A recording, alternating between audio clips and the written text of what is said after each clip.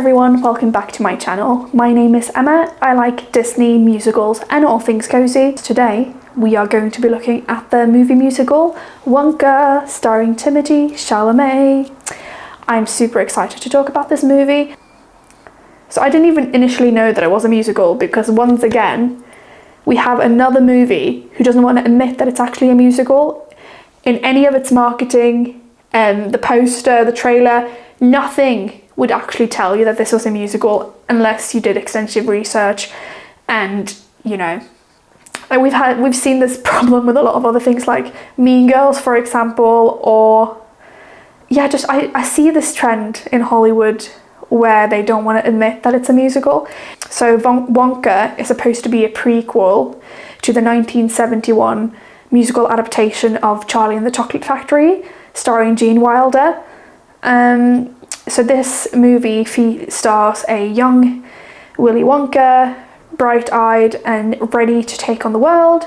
He comes from nothing, and it's kind of like a rags to riches kind of story. And it's also exploring his relationship with his mother, how his love of chocolate started, and exploring that relationship. And Wonka's mother is played by Sally Hawkins, actress you might have seen in, for example, The Shape of Water. And the dynamic between the two of them is really lovely. And to give Willy Wonka a bit more of a human form, because I feel like Willy Wonka is a mythological creature. I know he looks like a human, but the things he does, he's like a magician. And I feel like in all other adaptations I've seen of the story, he seems more like a mythological creature, and this movie and Timothy's portrayal of him has made him infinitely more human, which I think works for the character, and explaining how he came to be the way he is. There have been several adaptations of Charlie and the Chocolate Factory.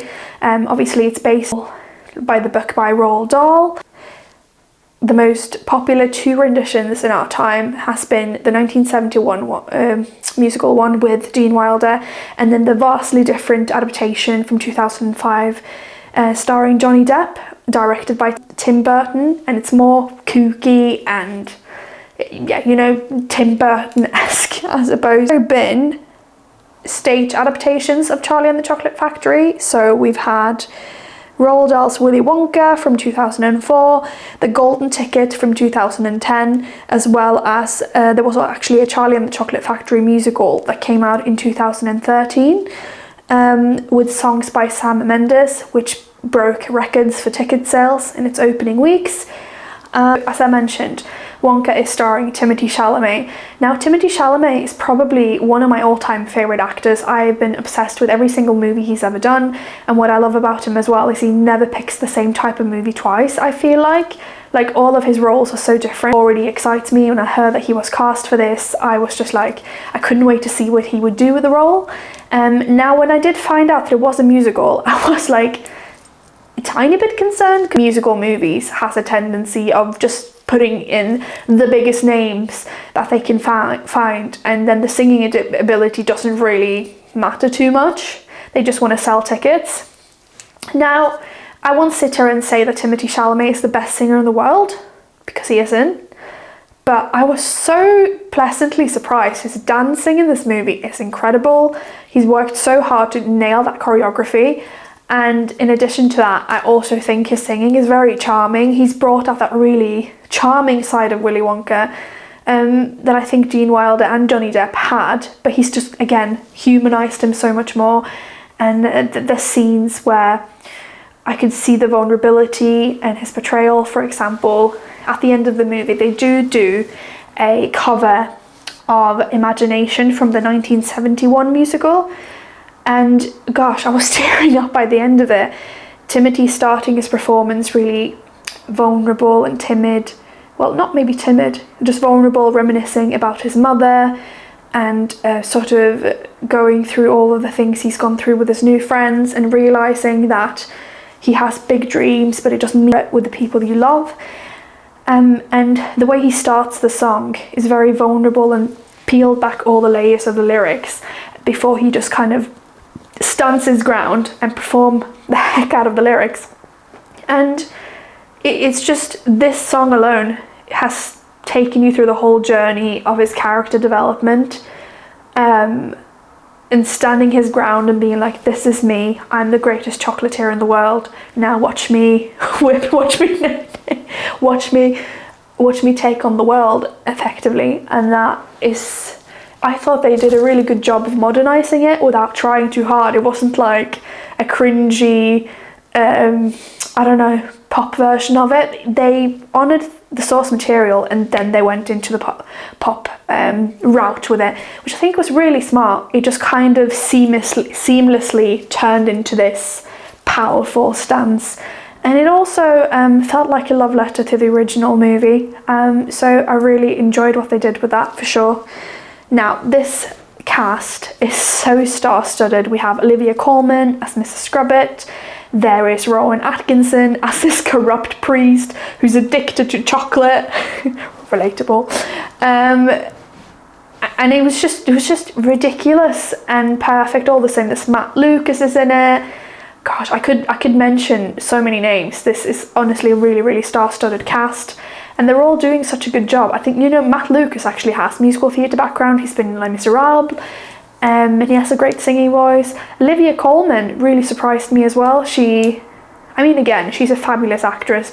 It was very believable, and it was giving me like Annie vibes. The woman who owns the orphanage was giving me that kind of vibe. The biggest strength of this movie is definitely how stunning it is. Everything's so extravagantly done. The colour palettes are very muted for a lot of the story. Like, there's a lot of browns and greys, and I notice in a lot of scenes the focal point is Willy Wonka, because he's obviously the protagonist of the story. He's the only one wearing kind of bright coloured maroon jacket, a brown top hat. Everyone around him is a little bit more muted in colouring, which changes throughout the movie. Like, the sooner we get to kind of the climax of the film, the colour palette changes. But the colour that I sort of noticed the most throughout the whole film was pink. And now I do believe this is just sort of signalise a young Willy Wonka on his way to becoming the best chocolatier the world has ever seen.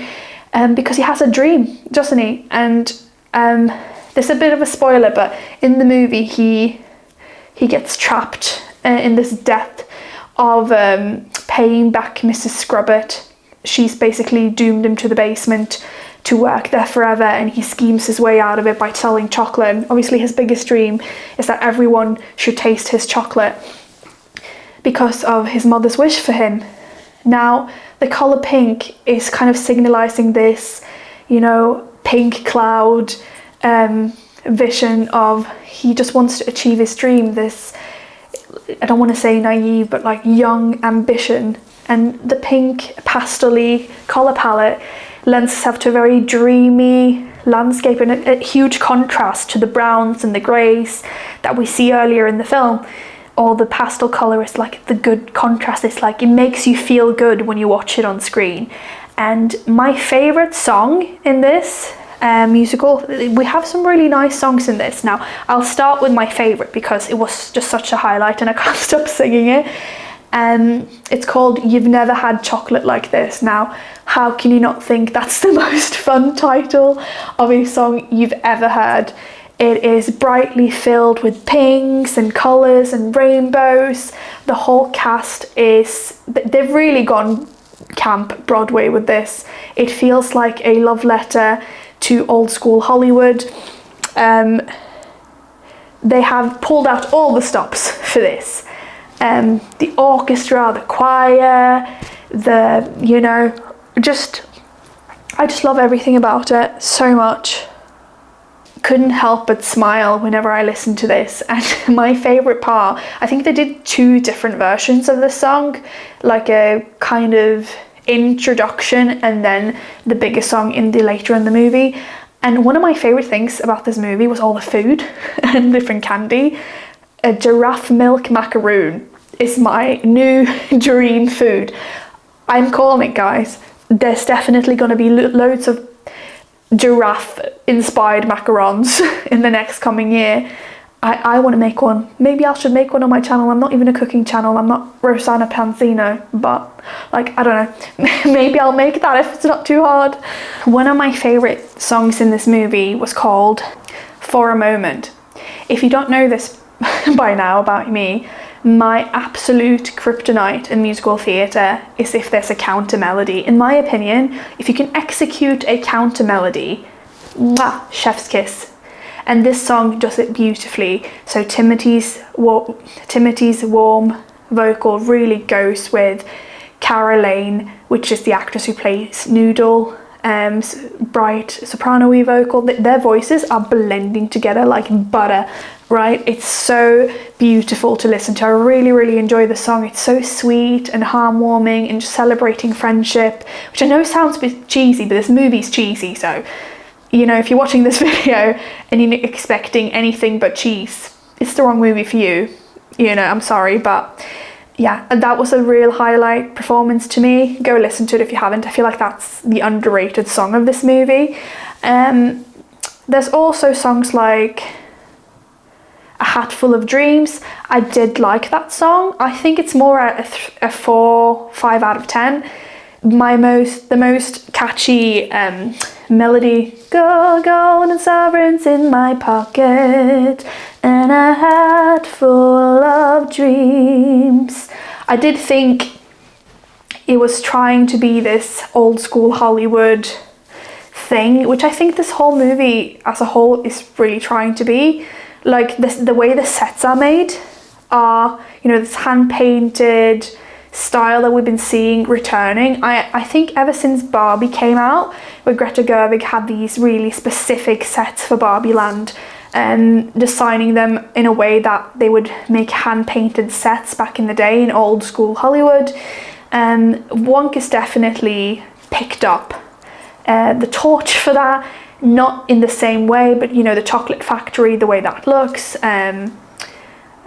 also very similar to the 1971, they had, you know, these hand-painted sets, so it's paying homage to that movie, but it's also like, I think we're seeing a trend of these sets coming back into film, which I think is so exciting because it's a dreamland. It's supposed to be an escape. It's supposed to feel like a lived-in world, and it so does.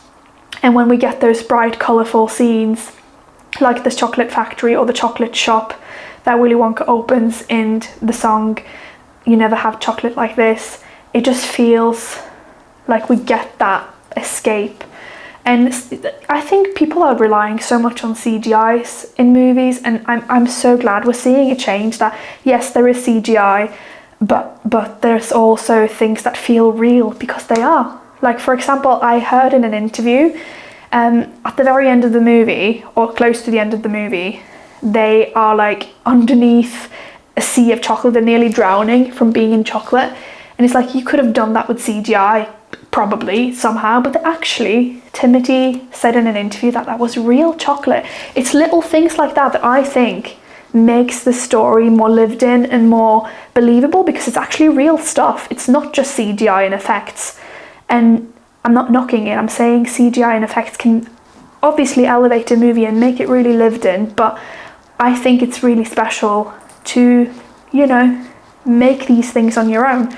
I really like this trend. Songs we probably have heard before, so there's Oompa Loompa, which was in the original 1971 movie. Now, the Oompa Loompa is starring Hugh Grant, and when I initially heard this, I was a little bit unimpressed. He's a fine actor, there's nothing wrong with him, but I don't know which side I'm on in this debate. I can see both sides of it. Now, so obviously an Oompa Loompa is usually played by a little person, and obviously this whole stereotype of an Oompa Loompa, it is slightly offensive. Like, I will say, this Oompa Loompa in this movie had more a mind of his own, and he was in charge.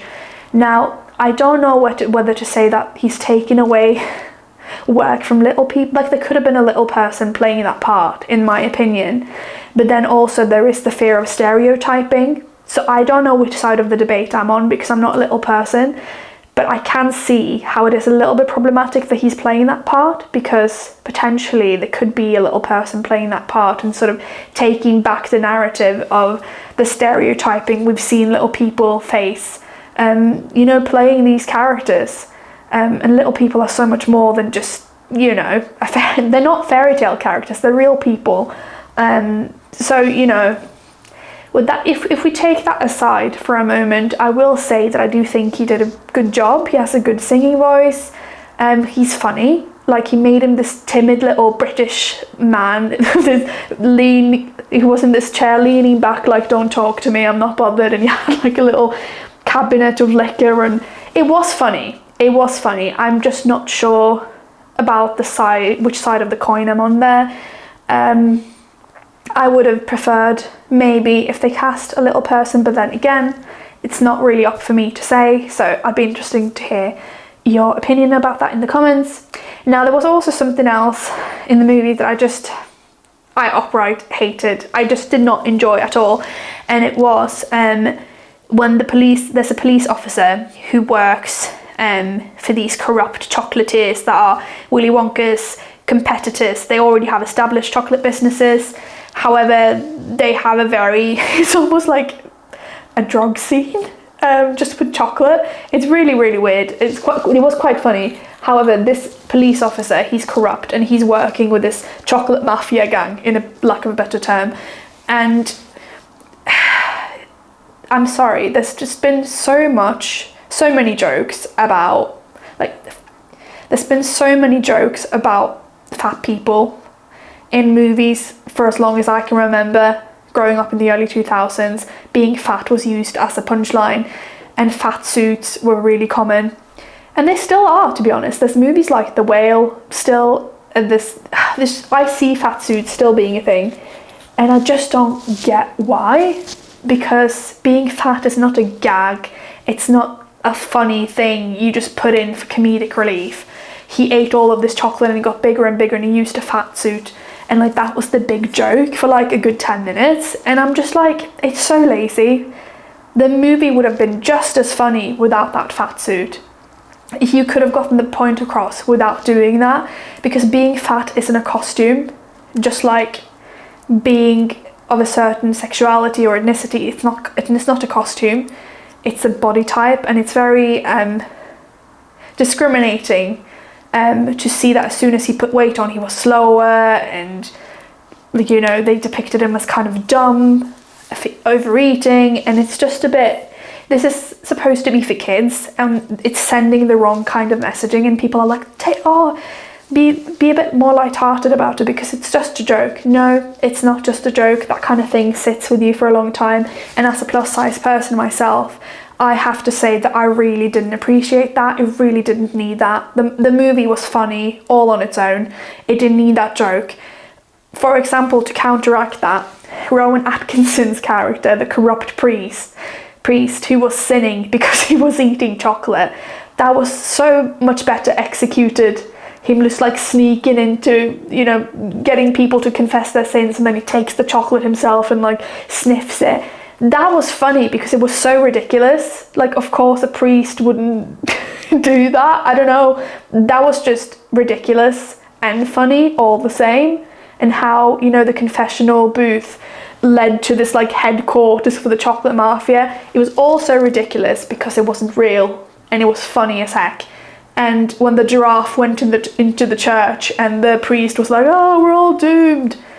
That's the kind of ridiculous, over the top world Wonka should be living in. The fat suit had no place in this movie, and it has no place in any movie, and I will say that. I don't care if people disagree with me on that. I just think it's lazy, and I want to call it out. And it actually made me, you know, view this movie a little bit lower, just for that. Now, there are also numbers like Sweet Tooth, which was fun. It had a lot of harmonies in it and a lot of dissonant chords. I think this song was trying to be Sondheim. I'm just going to say that a little bit. It was giving me Sondheim vibes. And it's also obviously still going for this really like European French sound. which I feel like I've failed to mention a bit, but a lot of the songs have this European French vibe with the horns and the kind of also the finale number, For a Moment, which is again just emphasizing what it's like to be a kid. I feel like this entire movie celebrates you know, being a kid and imagination and joy and all the things that you would think of when you think Charlie and the Chocolate Factory. And this number is just really sweet and heartfelt with the balloons and the "A world of your own." My favourite lyric in that song was "A world of our own to escape to where we can be free." The whole theatre, when they heard this song, everyone was just all smiles, and the kids were like and the adults were like, yay. I just feel like you can't watch this movie and be in a bad mood afterwards, which I think is really rare in the climate nowadays. The movies are all so depressing, and the politics, everything that's going on in this world this year with all the wars, and it's just been a tough year for the planet in general. And I think movies like the Barbie movie and this movie have really opened up the conversation for having movies that are actually uplifting and joyous, and I feel like the world is in desperate need right now for being reminded of joy and community. And there's so much more I could have said about this movie, in all honesty. I haven't really touched on that many individual characters. I think the ensemble in this movie worked great. Obviously Cara and Timothy, really, they nailed this together. Their chemistry on screen and, you know, comedic timing and their singing really worked together. I really believe them to be, not that they were, but they had a brotherly, sisterly kind of relationship that I fully believed in. All the factory workers were great as well. Scrub Scrub is another song that was really fun, and it felt very like it could live on the stage. You know, if you've seen the movie and which was your favourite song, or if you think I've missed out any moments from the film, please let me know in the comments, and I hope I will see you in my next video. I'm gonna go and eat some chocolate because this movie makes me want to eat chocolate. And the most catchy freaking line in the whole movie, it's genius and dumb at the same time. So it's chocolate and it's chocolate. It's chocolate. All right, well, I'll see you later, guys. Bye bye.